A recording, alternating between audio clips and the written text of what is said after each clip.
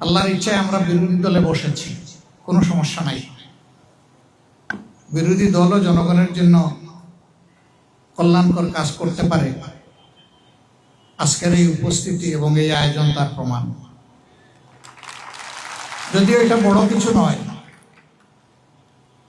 আমাদের স্বল্প আয়ের ভাই বোনদের জন্য জাস্ট একটু প্রীতি উপহার।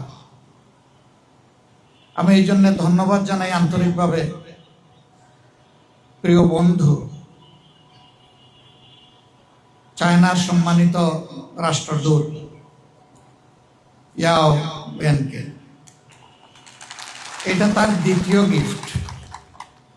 এর আগে গত বছর তিনি গাজীপুরে এটা দিয়েছিলেন। এবার তিনি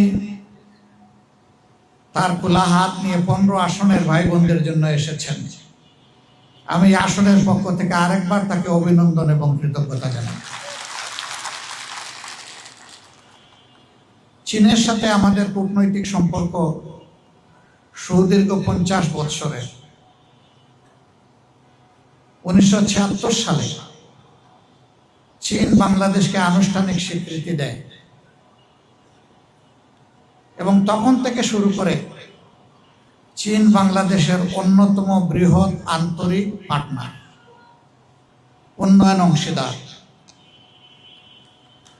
চীনের অংশীদারিত্বে বাংলাদেশে অনেক বড় বড় নিদর্শন গড়ে উঠেছে এবং তাদের বন্ধুত্বের নিদর্শন শুধু আজকের এই গ্যাদারিং না, আপনাদের পাশেই বড় একটা স্থাপনা আছে, চীন বাংলাদেশ মৈত্রী সম্মেলন কেন্দ্র। এটা পরিপূর্ণভাবেই চীনের অর্থায়নে বাংলাদেশের জন্য উপহার।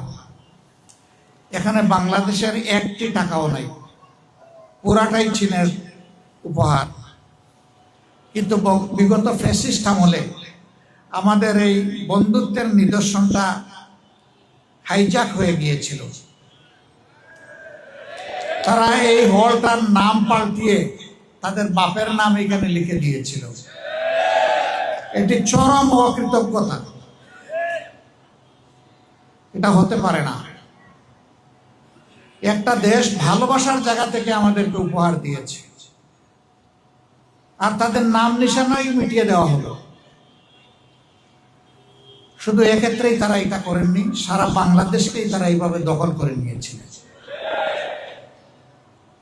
আল্লাহ তাআলা 24-এর গণ অভ্যুত্থানের মধ্য দিয়ে সেই দখল মুক্ত করেছেন বাংলাদেশকে। মহান আল্লাহ শুকরিয়া আদায় করি। আর যাদের ত্যাগ এবং কোরবানির বিনিময়ে দখল মুক্ত হয়েছে তাদের প্রতি শ্রদ্ধা জ্ঞাপন করি। যারা নিহত হয়েছে আল্লাহ তাদেরকে শহীদ হিসাবে কবুল করুন। আহত অঙ্গুত্ব বরণ যারা করেছে আল্লাহ তাদেরকে সুস্থ করে দিন।